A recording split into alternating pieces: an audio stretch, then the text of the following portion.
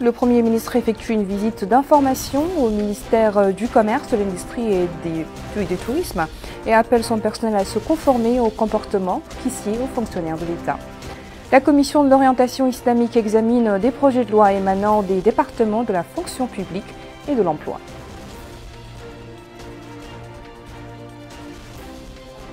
Et démarrage de la campagne de vaccination anti-Covid sur l'ensemble du territoire national.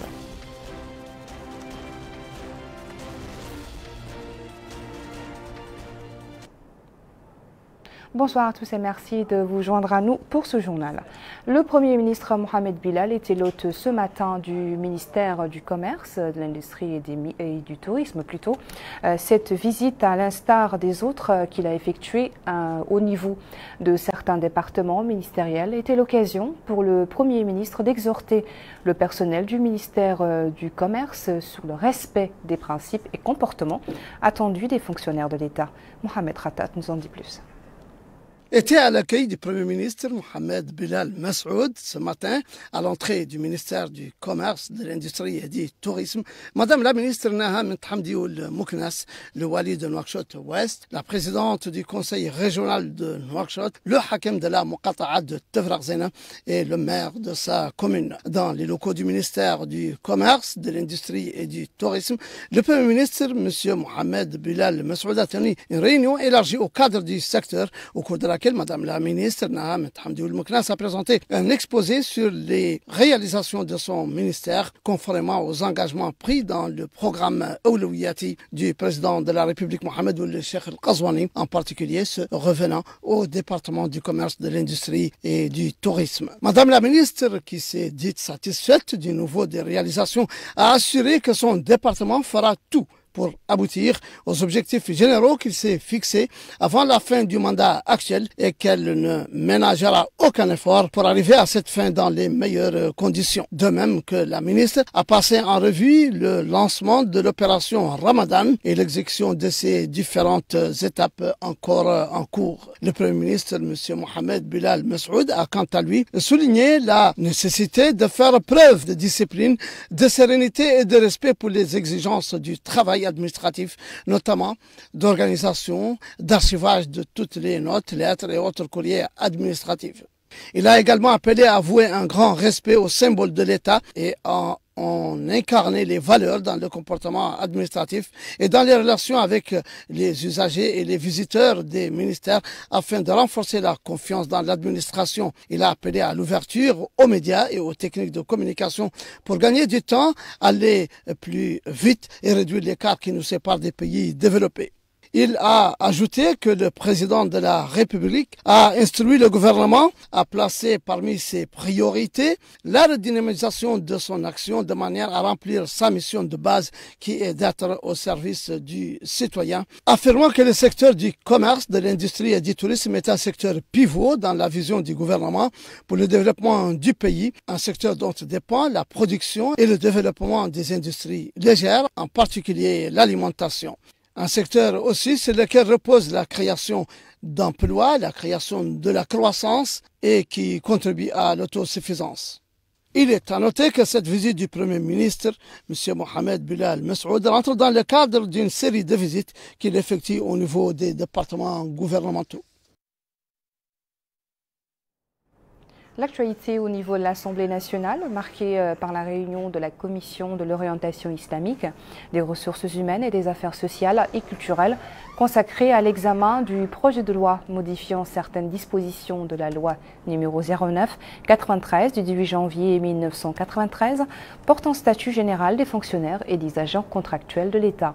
La Commission a suivi un exposé présenté par le ministre de la fonction publique, du travail et de la modernisation de l'administration, Kamara Saloum Mohamed, dans lequel il s'est apaisanti sur les objectifs du nouveau projet de loi, indiquant qu'il va permettre aux fonctionnaires de la protection civile de bénéficier d'un cadre juridique compatible aux missions qui leur sont confiées. La même commission a examiné le projet de loi modifiant certaines dispositions de la loi relative à l'organisation et à la promotion de l'éducation physique et du sport. La commission a suivi un exposé présenté par le ministre de l'Emploi, de la Jeunesse et des Sports, Taleb Sid Ahmed, dans lequel il a indiqué que l'objectif de cette modification vise à déterminer les responsabilités de l'État et les différents acteurs, ainsi que la conformité des infrastructures sportives avec les normes internationales.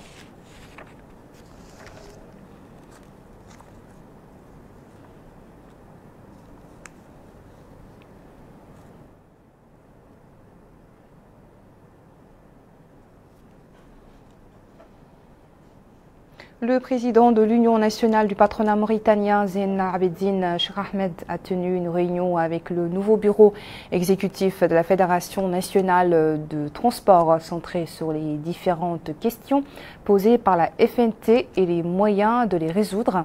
Le président de l'UNPM s'est engagé à présenter les problèmes soulevés par le bureau exécutif de la FNT aux structures concernées en vue de leur trouver des solutions adéquates.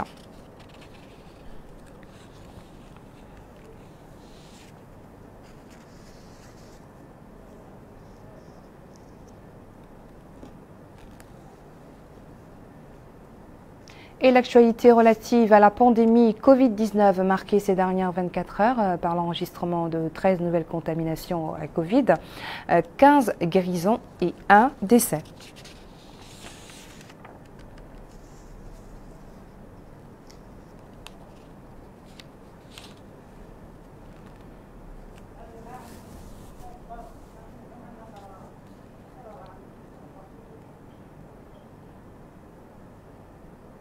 L'opération Ramadan de cette année a été marquée par une nouveauté, à savoir l'ouverture de points de vente dans lesquels le pain est écoulé au prix de 30 anciennes ouguiyas, la baguette. Cette initiative découle d'un partenariat conjoint entre le ministre du Commerce et de la Fédération nationale des boulangers, Aminata Khan. Est en vigueur depuis le premier jour du mois sacré de l'accord convenu entre le ministère du Commerce et de la Fédération nationale des boulangeries et confiseries. Désormais, la tarification de la baguette de pain est à 30 ouguiyas de notre ancienne monnaie, au grand bonheur des consommateurs. Les citoyens à qui nous avons tendu le micro se sont réjouis de cette opération Ramadan pour l'année 2021 et ont remercié le gouvernement pour cet effort, surtout dans un contexte particulier marqué par les répercussions de la pandémie de la Covid-19 sur les ménages vulnérables, indiquant que l'État doit toujours veiller à l'unification et à la baisse des prix. Cette initiative de l'opération Ramadan pour l'année 2021 correspondant au Ramadan 1442 de l'Hégire est soutenue par nos hommes d'affaires. À notre micro, l'un des membres du bureau a affirmé que les hommes d'affaires contribuent chaque année à leur manière aux efforts du gouvernement visant à alléger les souffrances des populations pendant le mois béni du Ramadan. Surtout cette année et l'année dernière où le pays est frappé par la pandémie de la Covid-19 et ses répercussions. Il poursuit en indiquant que 12 boutiques et 12 points de vente de pain à 30 ouguiyas ont été ouverts dans toutes les moukatas que compte la région de Nouakchott. Le mois béni du Ramadan est un mois de piété, d'entraide et de solidarité où les actes de dévotion sont multipliés. À l'intérieur du pays, d'abord à Tijikja, où le Wali du Tagant a présidé ce matin le lancement de l'atelier organisé par le comité régional d'appui à l'enseignement du Tagant. Prennent part à cet atelier les inspecteurs de l'enseignement fondamental, les conseillers pédagogiques, les directeurs des établissements scolaires, l'association des parents d'élèves, les conseillers municipaux et enfin le représentant des syndicats de l'enseignement dans la wilaya.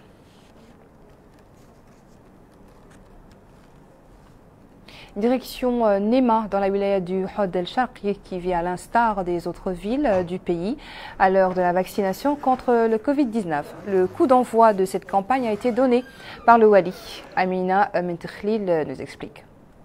La campagne de vaccination dans le Hod El Sharqi a été lancée à partir du centre hospitalier de Nema. Le Wali du Hod El Sharqi a supervisé le lancement de la campagne et reçu ensuite sa première dose du vaccin contre le coronavirus. L'ont suivi dans la procédure les représentants des autorités administratives ainsi que les personnels de santé. Ceux-ci étant à la première ligne de défense contre la Covid-19. S'exprimant pour l'occasion, Cheikh Abdallah Oulawa a précisé que la campagne de vaccination a été lancée dans de bonnes conditions, que le programme adopté à cet effet était celui du ministère de la Santé qui tient compte des franges d'âge concernées. Il a saisi cette occasion pour adresser ses remerciements au personnel de santé de la wilaya du Hawd al-Sharqi pour les grands efforts déployés durant la période écoulée et pour le grand professionnalisme dont ils ont fait preuve lors de l'opération de vaccination. L'opération, qui va se poursuivre au niveau des autres muqata'a de la wilaya à partir de la semaine prochaine, et couvrira les mêmes franges d'âge que cette première.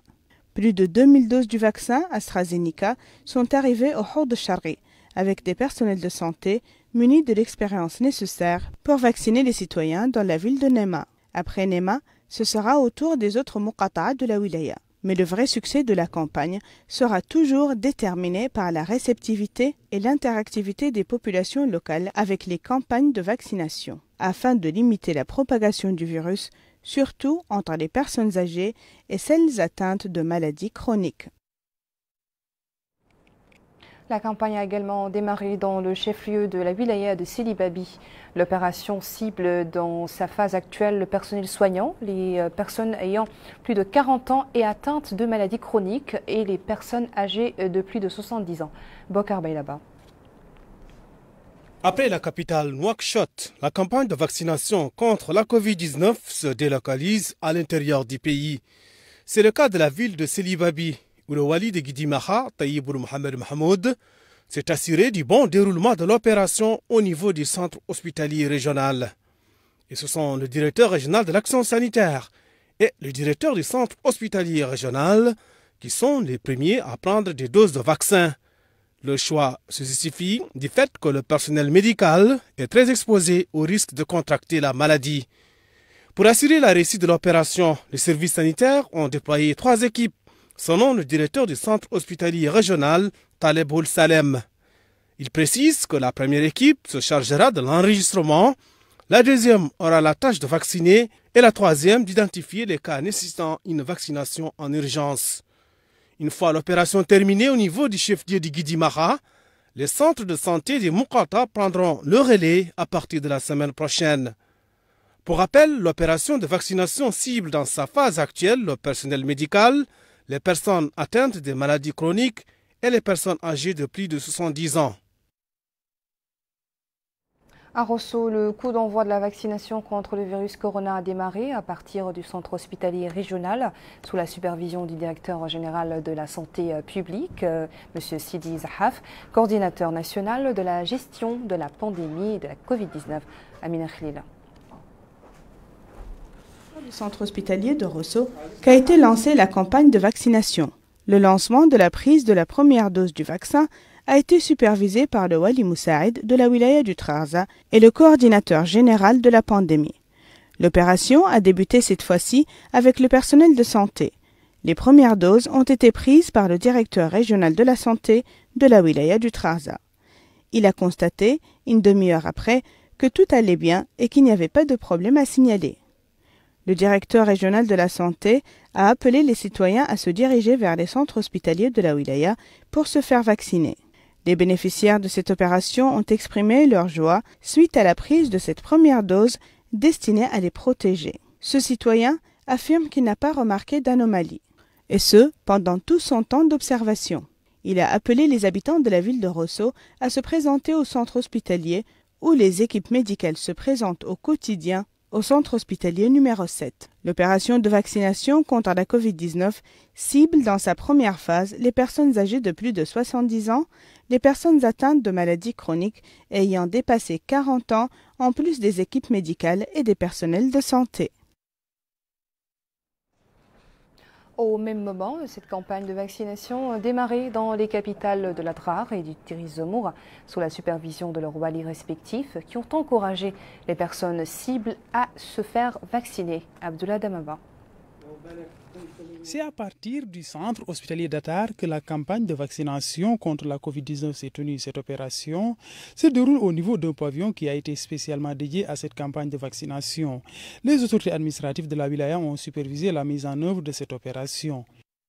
Nous sommes là pour le lancement de la campagne nationale de vaccination contre le Covid-19. Cette vaccination donne priorité à un groupe cible, notamment les personnes âgées, le personnel médical et les personnes vivant avec des pathologies. Donc nous demandons à cette catégorie concernée par cette vaccination, dont la priorité leur a été donnée, de se rendre à l'hôpital pour faire la vaccination. Cette campagne contre la Covid-19, qui regroupe ici un groupe de cibles, à savoir les personnels de santé, les personnes âgées de plus de 70 ans, les personnes âgées de 40 ans avec comorbidité et les dialysés. Comme vous le savez, on vient de démarrer au niveau de l'hôpital et que ça va étendre au niveau des Mukata dans une semaine. Et qu'on demande vraiment que les personnes âgées et les personnes qui ont des comorbidités de se faire vacciner. À Zouérate, le coup d'envoi de cette opération a été donné par le Wali de la wilaya du Trizemour, Issel Moul Sidi.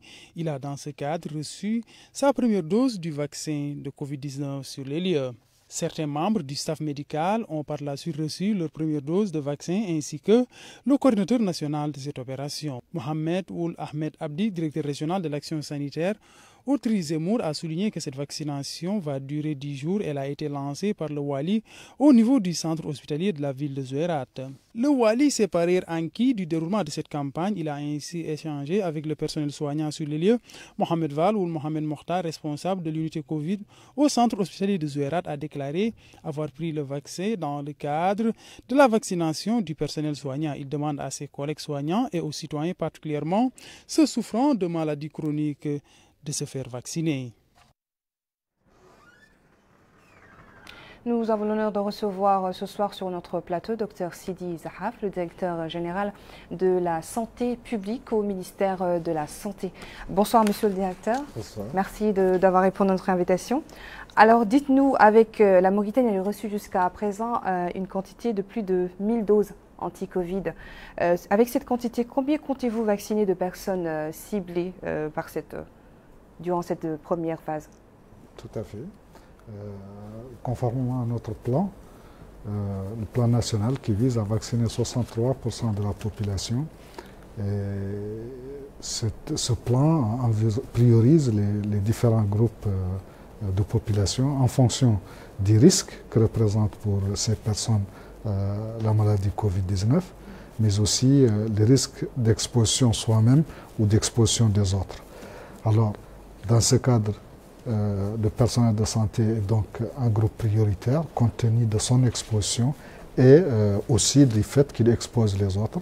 Ensuite, se suivent les groupes pour lesquels la Covid-19 représente un risque particulier. Comme on l'a vu pendant les 2 vagues qu'on a vécues, c'était les personnes âgées, les personnes ayant des maladies chroniques qui ont connu des formes graves de cette maladie et chez lesquels on a connu quand même des décès. Et donc c'est pour cela, ces groupes représentent la priorité pour nous en cette première phase de démarrage et nous espérons pouvoir en vacciner le maximum possible afin qu'une éventuelle 3e vague ne soit pas aussi mortelle, ne soit pas aussi lourde comme la première et la seconde qu'on a vécues. Mais avez-vous déjà prévu un calendrier pour la prise de la 2e dose? Bien sûr. Nous avons jusqu'ici utilisé 2 types de vaccins. Le vaccin Sinopharm, et donc pour celui-là, la 2e dose est administrée 3 semaines après la première. Donc elle a commencé pour les personnes qui ont été vaccinées depuis la semaine du 26. Ces personnes se vaccinent maintenant, prennent la 2e dose. Et le 2e vaccin qu'on a commencé à utiliser à partir de cette semaine, c'est AstraZeneca, et donc pour lesquels la 2e dose doit être administrée 8 à 12 semaines, c'est-à-dire 2 à 3 mois plus tard. Et donc les personnes qui sont vaccinées aujourd'hui seront rappelées pour être revaccinées 2 à 3 mois plus tard. Justement, Monsieur le Directeur, vous avez parlé d'AstraZeneca. Vous ne craignez-vous pas une certaine réticence des Mauritaniens, surtout avec les dernières nouvelles des effets secondaires de ce vaccin?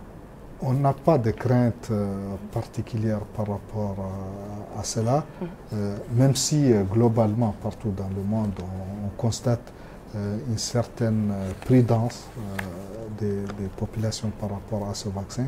Et ça se comprend parce qu'il y a eu une forte contre-campagne qui a été menée par des détracteurs de la vaccination qui sont connus depuis longtemps. Il y a des gens qui sont contre la vaccination, qui sont plutôt pour la sélection naturelle.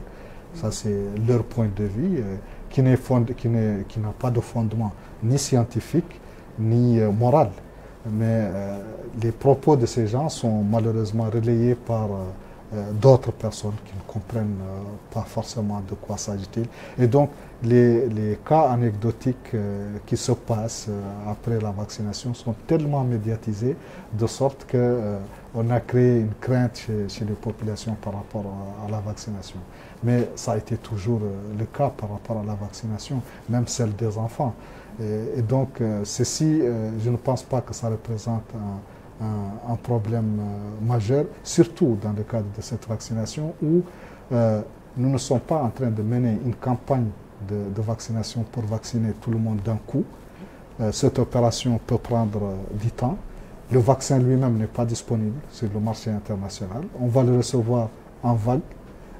Et donc, avec le temps et avec la vaccination, nous pensons que finalement, les gens vont s'habituer à cette vaccination et verront que c'est un geste anodin et verront aussi l'importance de cette vaccination et son effet quand on verra des vagues de Covid avec une mortalité moindre, avec une pression sur les structures de santé moindre, avec des cas graves moindres.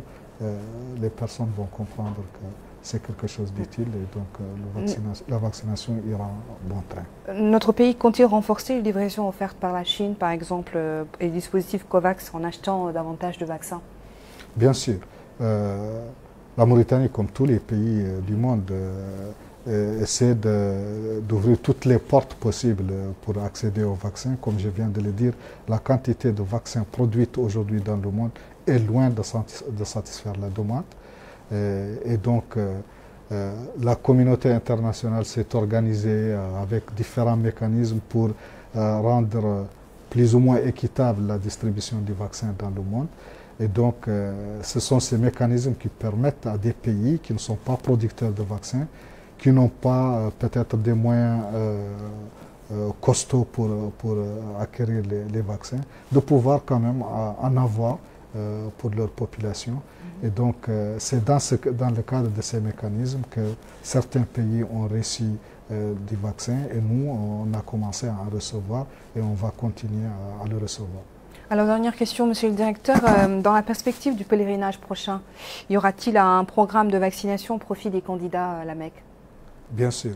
Déjà, pour la Umrah, actuellement, on a mis en place un dispositif qui permet aux Mauritaniens qui vont en Umrah de pouvoir se vacciner, même si on n'a pas encore de communication officielle des autorités saoudites exigeant la vaccination, mais nous avons anticipé en mettant en place un dispositif pour vacciner les citoyens qui vont à Umrah et leur délivrer des attestations.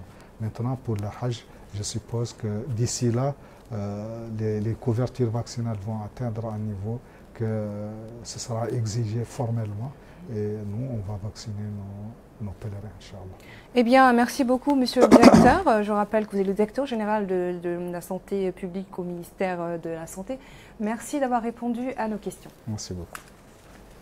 Pendant la suite de l'actualité, direction le marché de la ville de Koubani, relevant de la wilaya du Hod El Ralbi, qui connaît un regain d'activité avec l'avènement du mois béni de Ramadan. Ce marché représente le principal pourvoyeur des souks hebdomadaires et d'approvisionnement des localités maliennes avoisinantes. Bokar Bailaba. C'est la ruée vers le produit alimentaire. Le Ramadan oblige. Mois de piété et de forte dévotion, le Ramadan est aussi le mois où la demande de produits alimentaires comme le sucre, le lait, les dattes entre autres monte en flèche. Les commerçants se frottent les mains. Et pour cause, leurs chiffres d'affaires vont crescendo durant tout ce mois d'abstinence. Pour ce détaillant, le marché de Kobeni est bien approvisionné en produits alimentaires. La clientèle est au rendez-vous. Concernant les prix, il affirme qu'ils sont respectés à la lettre. C'est aussi le sentiment pour ce grossiste. Il rassure que les produits sont raisonnables. En d'autres termes, il n'y a aucune entorse dans l'application des prix. Au niveau des pouvoirs publics, le commerce de produits alimentaires est scruté à la loupe. Les services compétents ne toléreront aucune spéculation. D'ailleurs, le Hakem Moussaïd de la Muqata de Kobeni, Yuba Béchir Mbodj, affirme que les pouvoirs publics veillent au grain. Il précise que les services compétents sont en permanence actifs pour contrôler les prix, surtout en cette période où les marchés sont pris d'assaut par les citoyens pour s'approvisionner en produits alimentaires. Ensemble, la forte demande des produits alimentaires ne doit pas attiser l'avidité de certains vendeurs. Les services compétents, eux, sont prêts à dégainer les sanctions. Notre dernière station nous amène dans la ville de Gorgolienne et de Manguel, dans laquelle des conférences religieuses sont animées tous les jours à l'occasion du mois de Ramadan, afin d'édifier les fidèles sur les obligations à observer pendant le mois de jeûne. El Hajj Abdallah Dina. Manguel, une localité relevant de la wilaya du Gorgol, connaît une véritable animation ramadanesque. Des cours religieux, des lectures coraniques, des conférences et des sermons. Les mosquées de la ville abritent dès le début du mois béni de Ramadan des conférences religieuses régulières animées par des imams et des ulémas. Dans cette mosquée se déroule une conférence traitant les 5 piliers de l'islam. L'exergue est mise sur le jeûne comme pratique religieuse et acte de dévotion. Ses dispositions, ses vertus religieuses ainsi que ses avantages sanitaires ont été également clarifiés. Ces conférences constituent le point de mire des habitants désirés d'approfondir ses connaissances en islam, dispositions et croyances. Les imams appellent les fidèles à multiplier les cultes, particulièrement les prières et les aumônes, durant ce mois béni. Ce mois qui constitue une occasion précieuse pour cumuler les bonnes œuvres et éviter les péchés et œuvrer à obtenir la récompense divine enviable. Les habitants de cette ville considèrent le mois béni en temps opportun pour appliquer avec rigueur les instructions islamiques qui aident à entretenir une bonne relation entre les fidèles et le Seigneur. Ces conférences ramadanesques constituent aussi une opportunité pertinente offerte aux fidèles pour connaître les dispositions de la religion dans son ensemble. Ainsi prend fin notre journal. Merci à vous de votre attention. Le rappel des principaux titres. Le Premier ministre effectue une visite d'information au ministère du Commerce, de l'Industrie et du Tourisme et appelle son personnel à se conformer au comportement qui sied aux fonctionnaires de l'État. La Commission de l'orientation islamique examine des projets de loi émanant des départements de la fonction publique et de l'emploi. Démarrage de la campagne de vaccination anti-Covid-19 sur l'ensemble du territoire national.